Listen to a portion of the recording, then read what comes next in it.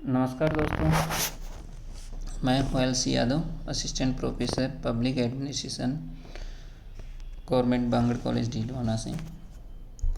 देखिए, हमने पिछले जो वीडियो हैं उनमें F.W. टेलर जो क्लासिकल थिंकर है उसके दर्शन और सिद्धांतों के बारे में चर्चा कर चुके हैं। उन दर्शन और सिद्धांतों को प्राप्त करने के लिए टेलर ने कुछ तकनीकें प्रस्तुत की थी। उन तकनीकों के बारे में हम इस वीडियो में चर्चा करने वाले हैं। तो टेलर ने बहुत सारी तकनीकें बताई, उनमें हम 4 तकनीकों को मुख्य रूप से मानते हैं। एक है कार्यकारी फोरमैनशिप, दूसरी है विभेदीकृत दर व्यवस्था, तीसरी गति अध्ययन और समय अध्ययन, और चौथी है अपवाद का सिद्धांत। कार्यकारी फोरमैनशिप क्या थी कि जहाँ एक तो होता है प्रबंधन स्तर और दूसरा होता है जहाँ पर श्रमिक काम करते हैं। तो जहाँ श्रमिक काम करते हैं उन पर जो नज़र रखने के लिए या उनको जो गाइड करने के लिए उन्होंने कार्यकारी फोरमैनशिप प्रस्तुत की और उनमें 8 लोगों की चर्चा की। उनमें 4 प्लानिंग में होंगे और 4 फंक्शनलिज्म में होंगे। प्लानिंग में जो होंगे उनमें 4 लोग होंगे, उनको हम बोलेंगे रूट क्लर्क, इंस्ट्रक्टर और card clerk, time and cost clerk और डिसिप्लिनर। ये 4 तो प्लानिंग फील्ड में होंगे और 4 होंगे वो एग्जीक्यूशन फील्ड में होंगे। उनमें होंगे gang boss, speed boss, repair boss और इंस्पेक्टर। अगर किसी को कार्य स्थल पर जो कार्य कर रहा है उनमें स्पीड संबंधी या जो काम कर रहा है उसमें परेशानी आ रही है कि वो प्रॉपर तरीके से काम नहीं करेगा, तो उसकी नज़र स्पीड बॉस रखेगा। गैंग बॉस कोई गलती तो नहीं कर रहा, इसके बारे में ध्यान रखेगा। रिपेयर बॉस अगर किसी की मशीन में कोई ख़राबी हो गई हो और हो गई तो उसको रिपेयरिंग करेगा। और इंस्पेक्टर है वो उनका इंस्पेक्शन समय समय पर करता रहेगा। इसके साथ ही प्लानिंग स्थिति में है कि जो श्रमिक कार्य करने आएगा उससे पहले ही उनका एक प्लान निर्धारित कर दें कि श्रमिकों रूट क्लर्क का काम है कि वो उसका रूट पहले ही बता देगा श्रमिक का कि आज आपको इस तरह से ये काम करना है। दूसरा होगा instruction and card clerk. Instruction और कार्ड क्लर्क का काम रहेगा कि वो श्रमिक को समय रहते हैं यानी श्रमिक कार्य करेगा उससे पहले इंस्ट्रक्शन प्रस्तुत कर देगा, उसको कार्ड दे देगा कि आज के टाइम पर आपको ये काम करेगा। दूसरा टाइम एंड कॉस्ट क्लर्क है कि आपको इतने समय में इतना कार्य करना है और इतना वेतन आपको मिलेगा, इसके बारे में जानकारी देगा। चौथा होगा डिसिप्लिनर कि इसके लिए कोई हा हुल्ला नहीं हो, पूरा ध्यान रखने के लिए डिसिप्लिनर होगा। तो ये थी कार्यकारी फोरमैनशिप। नेक्स्ट है विभेदनकारी दर व्यवस्था।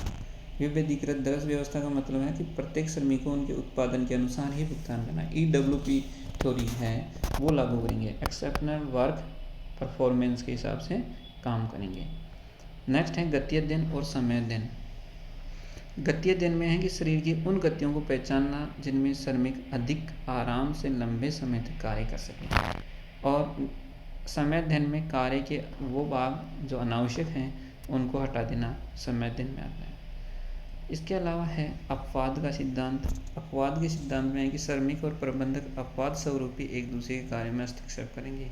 संगठन की ऐसी घटनाओं को निर्धारित योजना से भिन्न हो कोई अपील करना। अपवाद के सिद्धांत में है कि जब तक श्रमिक आराम से अगर अपना कार्य कर रहा है तो उसको करने देना चाहिए और प्रबंधक को उसमें हस्तक्षेप नहीं करना चाहिए। प्रबंधक को हस्तक्षेप उसी जगह करना चाहिए जहाँ श्रमिक सही ढंग से कार्य नहीं कर रहा हो, तो ऐसी अपवाद की अगर स्थिति हो जाए। दूसरे अपवाद में क्या है कि संगठन में ऐसी घटनाओं को निर्धारित योजना से भिन्न हो रही हो।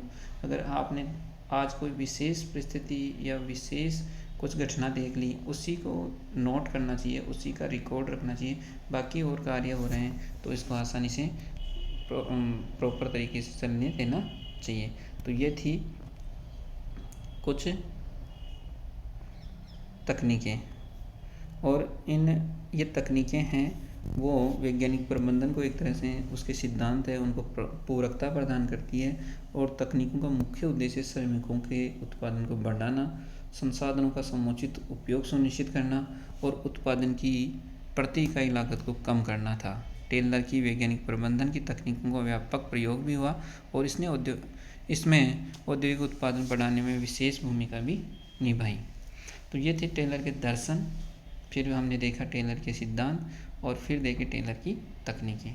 तो फ्रेडरिक विंसो टेलर जो शास्त्रीय विचारधारा के पहले चिंतक माने जाते हैं, उन्होंने एक तरह से औद्योगिक क्षेत्र में बहुत बड़ी क्रांति लाए थे और लेकिन फिर भी इनकी आज आलोचना होती है। तो आलोचना के रूप में कई आरोप उन पर लगाए जाते हैं, हालांकि वो आरोप सही साबित नहीं होते हैं, क्योंकि उस समय संगठन अपनी प्रारंभिक अवस्था में था और कई प्रारंभिक संस्कृति में अगर हम ये कहें, जैसे आज से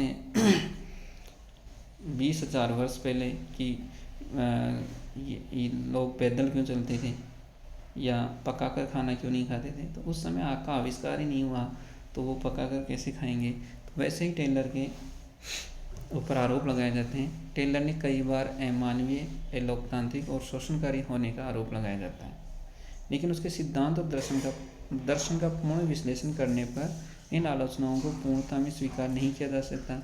निश्चित रूप से टेलर की तकनीकी और सिद्धांत संगठन में एक नई कार्य संस्कृति लाते हैं, जिसमें अकर्मण्यता के स्थान पर श्रमिक और उत्कृष्टता को महत्वपूर्ण माना जाता है। लेकिन निश्चित रूप से टेलर श्रमिकों से अधिक कार्य करने की बात करता है, लेकिन टेलर ही पहला चिंतक है जिसने न केवल श्रमिकों के वैज्ञानिक चयन और प्रशिक्षण की बात की, अपितु संगठन और श्रमिक के हित में श्रमिक के अधिकतम विकास की बात की। इसी प्रकार टेलर ने अपने सिद्धांतों में अपेक्षित कार्य निष्पादन की संकल्पना दी और कार्य के मानकीकरण साधन प्रदान किया। टेलर के समय के श्रमिकों को उनके कार्य के लिए या तो वेतन नहीं मिलता था या अल्प वेतन मिलता था, क्योंकि उनके कार्य का मानकीकरण का ही अभाव था। दिन भर कार्य करने के बाद भी श्रमिक कुछ न करने का उन पर आरोप लगाया जाता था। अतः टेलर ने अपेक्षित कार्य निष्पादन की संकल्पना के द्वारा श्रमिकों को एक महत्वपूर्ण साधन प्रदान कर दिया ताकि वे अपने कार्य के अनुरूप भुगतान प्राप्त कर सकें। उपयुक्त दोनों तत्वों से टेलर के वैज्ञानिक प्रबंधन में मानवता के दर्शन स्पष्ट रूप से होता है। कई बार अमानवीय का आरोप लगता है, लेकिन ये हम कह सकते हैं कि वो अमानवीय नहीं थे, क्योंकि उन्होंने अपेक्षित कार्य निष्पादन का सिद्धांत देकर कहीं न कहीं श्रमिकों के हित में ही कार्य किया था। इसी प्रकार टेलर ने मानसिक क्रांति की अवधारणा दी और इसमें प्रबंधकों के साथ श्रमिकों के सहयोग को भी आवश्यक माना, जो अप्रत्यक्ष रूप से सहभागी और प्रबंधन का द्योतक है। इसी प्रकार वैज्ञानिक प्रबंधन के अधिकतर तकनीकी श्रमिकों के कार्यों कम करने और उसका निष्पादन को सुधारने से संबंधित थी।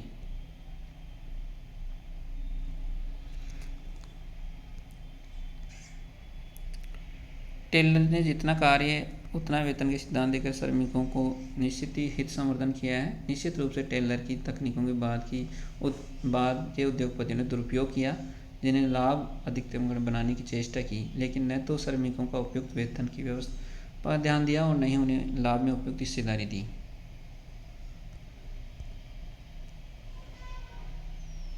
लेकिन टेलर की कुछ कमियां थी, उसके बारे में हम बता सकते हैं कि टेलर को वैज्ञानिक प्रबंधन संगठन को पूर्णता में नहीं देखता, क्योंकि टेलर ने अपना पूरा ध्यान कार्यशाला स्तर पर दिया। जहाँ श्रमिक कार्य करते हैं वहीं पर उन्होंने सारी बातें की, वहीं अपना ध्यान केंद्रित कर दिया, जबकि उस संगठन जहाँ प्रबंधक काम करते हैं उच्च स्तरों की अनदेखी की। फलतः हम कह सकते हैं कि टेलर का दृष्टिकोण एकाकी था। दूसरा, हम टेलर की आलोचना इस आधार पर कर सकते हैं कि टेलर पूर्णतः उत्पादन केंद्रित दृष्टिकोण रखता है और इस प्रकार पोषित करता है कि प्रति इकाई उत्पादन लागत कम कर दी जाए तो बिक्री बढ़ सकती है। वो कहते थे कि मानसिक क्रांति की बात करते हैं, वो कहते हैं कि प्रति इकाई उत्पादन लागत कम करें तो बिक्री बढ़ जाएगी।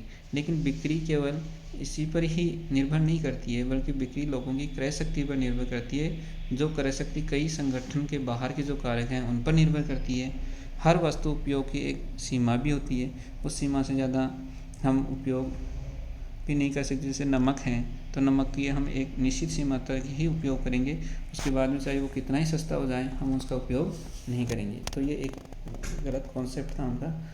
दूसरा ये कह सकते हैं हम कि टेलर कहीं ना कहीं व्यक्ति की उत्प्रेरणा को कम करके आंकता है।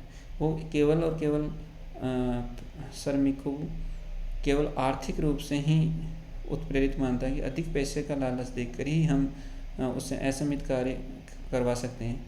लेकिन जैसा कि बाद के अध्ययन से स्पष्ट हुआ कि केवल आर्थिक उत्प्रेरणा ही व्यक्ति को सतत उत्प्रेरित नहीं रखती है, बल्कि इसके अलावा कार्यस्थल पर व्यवस्था है, चुनौतीपूर्ण कार्य देना या कुछ और उत्प्रेरित सिद्धांत हैं, इनसे हम श्रमिक को ज़्यादा उत्प्रेरित कर सकते हैं। तो इस वजह से भी उनकी आलोचना कर सकते हैं। लेकिन आलोचना के बाद भी टेलर का योगदान कम नहीं हो जाता है। विशेषकर टेलर ने संगठनों के विश्लेषण का आधारशिला रखी और आगे के विकासों के लिए एक मार्ग प्रस्तुत किया। तो ये थे टेलर की मुख्य तकनीकें और टेलर की किन आधारों पर आलोचना होती है। ये हम नेक्स्ट वीडियो में देखेंगे। टेलर के वैज्ञानिक प्रबंधन की प्रासंगिकता, आज भी क्या टेलर के जो सिद्धांत हैं, जो दर्शन हैं, क्या वो प्रासंगिक है या नहीं है, और अगर प्रासंगिक है तो किस दृष्टिकोण में प्रासंगिक है, इनके बारे में हम चर्चा करेंगे। तो आज के लिए बस इतना ही। अब आप आज के क्वेश्चन नोट कीजिए। नंबर फर्स्ट, टेलर की मुख्य तकनीकों का वर्णन कीजिए। नेक्स्ट क्वेश्चन है, टेलर द्वारा प्रस्तुत कार्यकारी फोरमैनशिप तकनीक का संक्षिप्त में विवरण प्रस्तुत कीजिए। नेक्स्ट क्वेश्चन, टेलर की आलोचनात्मक परीक्षण प्रस्तुत करें। Thank you so much.